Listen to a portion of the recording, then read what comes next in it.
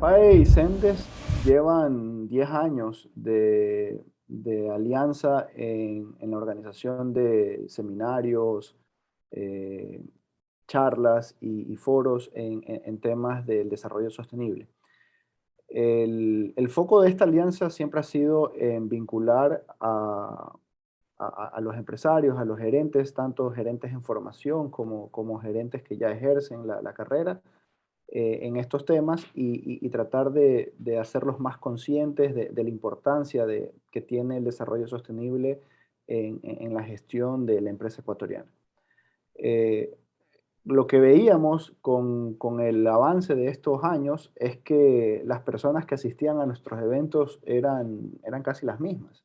Entonces sentimos que de cierta manera este propósito que teníamos de crear una comunidad de práctica se estaba estancando. Entonces, al ver esa necesidad, justamente vimos como una oportunidad el crear un centro de difusión de buenas prácticas en temas de gestión de empresas sostenible para justamente llegar a otros practicantes, llegar a gerentes que están en formación, llegar quizás a gerentes que ya están más consolidados, me refiero a más años de experiencia, y de esa manera consolidar esta comunidad de práctica. ¿Existen suficientes buenas prácticas de sostenibilidad empresarial en Ecuador? El tema de las buenas prácticas de sostenibilidad está muy relacionado con la madurez de la alta gerencia de una organización.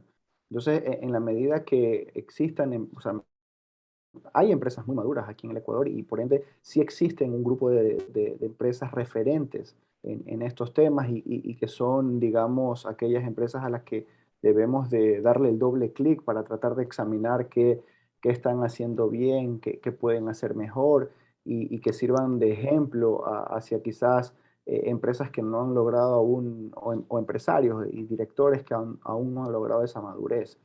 Entonces, yo creo que ese es otro de los propósitos de la Alianza Sendes y SPAE, que justamente es tratar de documentar, sea a través de casos de estudios, sea a través de episodios de podcast, que están haciendo bien ciertas empresas ecuatorianas y que eso sirva de inspiración y de referencia a otros empresarios.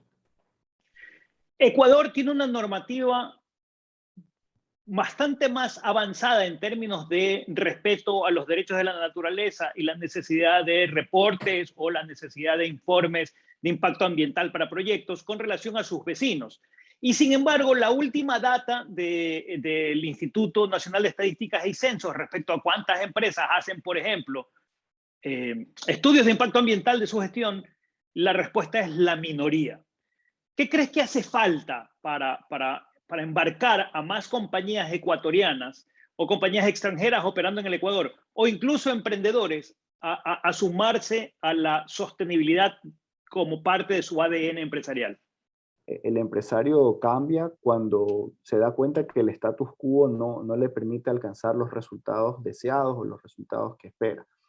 Entonces, en ese sentido, como el desarrollo sostenible es un fenómeno de largo plazo, como los tiempos con los que suceden los fenómenos planetarios o las dinámicas sociales son de más largo aliento que la presión trimestral, mensual o anual de dar resultados. Entonces, por esa razón existe esa desconexión entre la relevancia de estos tópicos y la urgencia que el empresario ecuatoriano debe de tratarlos día a día.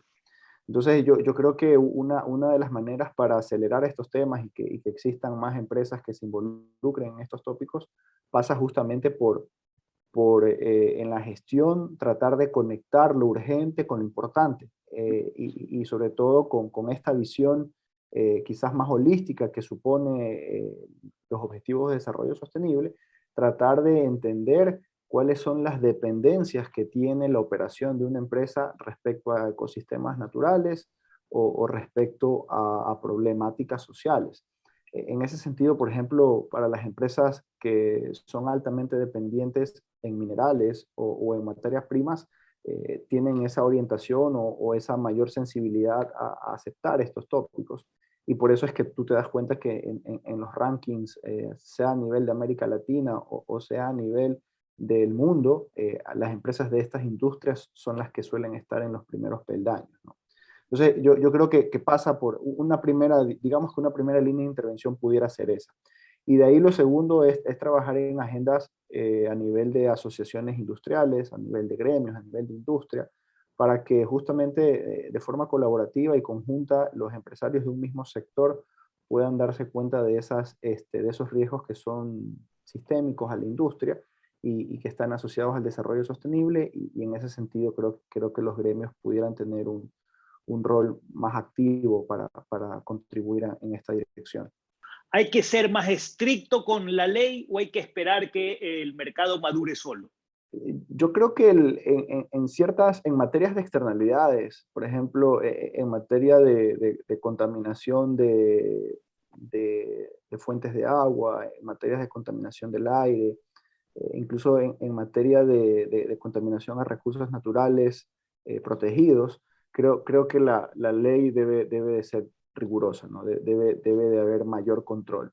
De ahí, eso sin duda va a llevar a que a las empresas que operan alrededor de esos ecosistemas, pues tomen cartas sobre el asunto y trabajen de forma más consciente.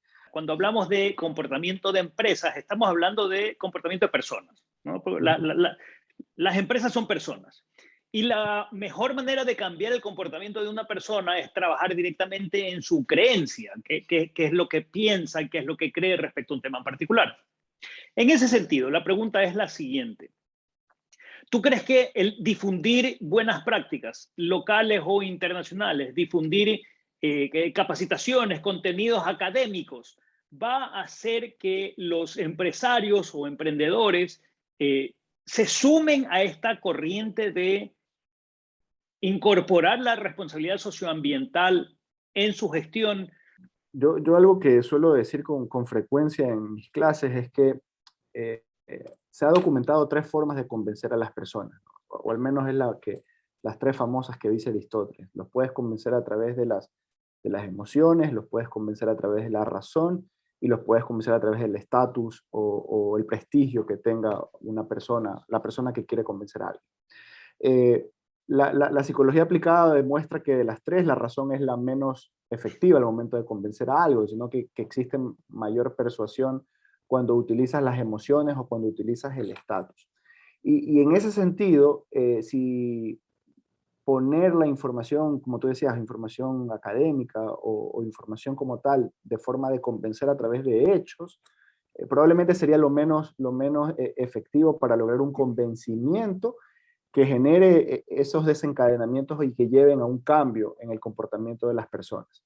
Entonces, yo creo que ahí hay que utilizar el convencimiento a través del prestigio o a través de las emociones. Y en ese sentido, lo que tú mencionabas como una segunda alternativa, que es el poner ejemplos, que es el poner historias que inspiren, que es el poner a lo mejor historias que generen incomodidad o que generen emociones en la audiencia, creo que es una mejor alternativa. Entonces, en ese sentido, por eso hablaba de inspirar, ¿no? Uh -huh. Que los ejemplos locales de ciertas empresas que ya lo están haciendo sirvan a manera de inspiración para el resto de ecuatorianos. Y una hipótesis que yo tengo realmente es que las personas se sienten más inspiradas cuando alguien de su medio es capaz de hacerlo. Y generalmente se hace la crítica, Jorge, que la academia y la empresa están desconectadas, que hay un divorcio. Sin embargo, junto a Sendes, ese, digamos, sería tu cable a tierra, por usar una metáfora, ¿verdad? En ese sentido, ¿cómo sientes que es la apertura o la relación con los empresarios, no con las empresas, con los empresarios, cuando te acercas a conversarle de estos temas? ¿Tú crees que hay apertura? ¿Tú crees que hay interés? ¿O simplemente hay una escucha educada que no te lleva más lejos que a que te escuchen? Cuando empecé a trabajar en estos temas y uno trataba de tocar la puerta de un empresario diciendo, oye, mira, tengo esta investigación que me gustaría responder esta pregunta de investigación, tengo esta metodología para poder hacerlo, sin duda, no, me cerraban la puerta al instante, perdía su atención inmediatamente, no resultaba muy efectivo, salvo quizás algunas excepciones. Sin embargo, por ejemplo, los casos de estudios son un puente entre la academia y la empresa, porque el empresario formado está familiarizado con los casos de estudios, ha hecho estudios, o sea, se ha formado aprendiendo con el método del caso y ya conoce cómo funcionan estos artefactos de aprendizaje. Entonces, cuando le hablamos de, por ejemplo, al empresario, quiero hacer un caso de estudio sobre por ejemplo, por darte un ejemplo, sobre cómo estás elaborando tu estrategia de sostenibilidad en tu empresa y cuáles son los dilemas en formar, por ejemplo, un producto o un servicio que sea rentable para tu organización, pero también a lo mejor ayude a resolver problemas sociales como el acceso a crédito, por ejemplo. Entonces, ahí en ese sentido logramos ponernos en un mismo marco de referencia, teniendo un entendimiento común sobre lo que queremos, que justamente es el diseñar productos con el propósito de generar rentabilidad económica y beneficio social, y entonces ahí podemos dialogar y quizás trabajar incluso de forma conjunta en explorar nuevas soluciones o co-crear soluciones para que sirvan en nuestro caso para la academia, para documentar buenas prácticas y formar a futuras generaciones y también dar sugerencias de política pública de cómo a lo mejor formular este tipo de productos y servicios y tiene también la ganancia del empresario porque puede ver cómo puede aprender en el proceso de elaborar, reflexionar cosas que inicialmente no vio de esa manera o nuevas oportunidades que no aprovechó en esa instancia. Entonces, creo que los casos de estudio son una forma. De ahí una tercera alternativa que quizás nos falta explorar más aún, al menos a nivel de Espada Paul o al menos a nivel de Jorge Rodríguez, quizás es las mesas multisectoriales, pero no las mesas multisectoriales como consultas, que esas hay muchas y la academia siempre, o al menos tanto el sector público como la empresa siempre quiere que la academia esté en las mesas multisectoriales, que básicamente es consultar, simplemente te llaman para que des tu opinión sobre algo. Pero realmente yo hablo es más de espacios de co-creación y de sentarse academia, sector público y sector privado y decir, mira, tenemos este problema, por poner un ejemplo, tenemos este problema sobre algo que pasa en nuestra ciudad, que es el tema, por ejemplo, de las inundaciones en la época de invierno. Tenemos esta problemática. Hemos intentado muchas alternativas, pero no hemos dado con la solución. Entonces, ¿qué alternativas hay ahora? ¿Qué se pudiera explorar? ¿Qué nuevos proyectos pudieran hacerse? Entonces, yo creo que en esa posición de horizontalidad, de pares, de trabajar desde sus diversos sectores para buscar soluciones que competan a todos, creo que puede ser una buena avenida de hacer más cosas en esa dirección. Post-COVID trajo un escenario particular. Ese escenario implica varias cosas. Uno, el haber reducido a nivel mundial las inversiones en cuidado del planeta y haberlas trasladado a estrictamente cuidado de salud y casi que monotemático COVID. Sin embargo, creo que la triple rentabilidad en las empresas es un imperativo. Trabajar sí, con la salud de tu equipo, de tu gente. De hecho, métodos de bioseguridad son la norma en las compañías. Pero está faltando el ingrediente planeta. ¿Tú crees que hay que empujar más hacia esa rentabilidad financiera, rentabilidad social y rentabilidad ambiental? ¿O crees que debemos reemplazar alguna de ellas? ¿Cuál es tu visión al respecto? O sea, hay dos tendencias clarísimas que están sucediendo en Ecuador que debemos aprovecharlas para seguir empujando el tema ambiental. El primero es el tema de los fondos verdes, bonos verdes o bonos para el desarrollo sostenible. Incluso en la misma SPAE, ahí el profesor Ortega está impulsando estos temas. Este, y están involucrados el sector privado, la banca, el Banco Pichincha, Banco Guayaquil, Produbanco. Está también en representantes de multilaterales como la IFC, el BID, y también están asociaciones, la Asobanca está involucrada en esto, e incluso el Ministerio de Producción trabajando en estos temas. Entonces, eso es una tendencia clara que está ahí, que hay que empujar. Y la segunda es el tema de la economía circular. Hace poco ahí ya se ha aprobado esta ley, la ley de economía circular inclusiva. Entonces, ahí hay un tema que está en la agenda, el tema está en la agenda, está siendo trabajada por organizaciones de la sociedad civil, ONGs, multilaterales, el mismo Ministerio de Producción, el Ministerio de Ambiente. Entonces, yo creo que esos temas están ahí. Ahora, si hablamos, yo particularmente creo que debemos entender el funcionamiento de una empresa como funciona un sistema. Entonces, un sistema tiene un objetivo, tiene unos mecanismos y obviamente tiene un producto, ¿no? Entonces, realmente la empresa se crea y sirve para satisfacer la necesidad de un grupo de personas o de un segmento puntual. Ese es el objetivo del sistema. ¿Cómo deben ser los mecanismos de ese sistema? Obviamente tienen que ser mecanismos responsables con el medio ambiente, con las personas que trabajan, con todos los stakeholders involucrados en la creación y entrega de valor. Una cuestión final. ¿Cómo esta plataforma diseñada, pensada, avalada por ustedes y SEMDES entra en este juego de concienciación de la importancia de, por ejemplo, lo que decías, economía circular, o este anuncio gubernamental de movernos hacia la transición ecológica? Ecológica, sí. ¿Cuál es el rol que crees que esta plataforma puede desempeñar? Yo creo que esta plataforma debe de encontrar, o sea, el rol inicial, que no creo que sea porque esto es adaptativo, ¿no? Pero el rol inicial que esto va, creo que cumplir en el siguiente año quizás, mi expectativa es que esto sirva como una comunidad de práctica donde logremos inspirar a ciertas personas que no se terminan de convencer de estos tópicos.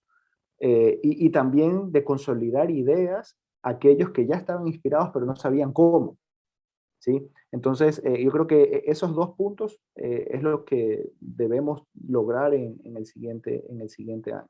Luego, creo que debemos encontrar... Sí, sí, adelante. Doble vía. Estás pensando en un proceso doble vía, generar contenido, generar tópicos, pero regresar conversaciones. Y a eso iba mi segunda idea. En ese proceso de diálogo debemos encontrar nuestro rol en el ecosistema que hay alrededor de los temas de sostenibilidad en el Ecuador, porque hay iniciativas que están yendo en paralelo que probablemente sirvan funciones similares a la nuestra.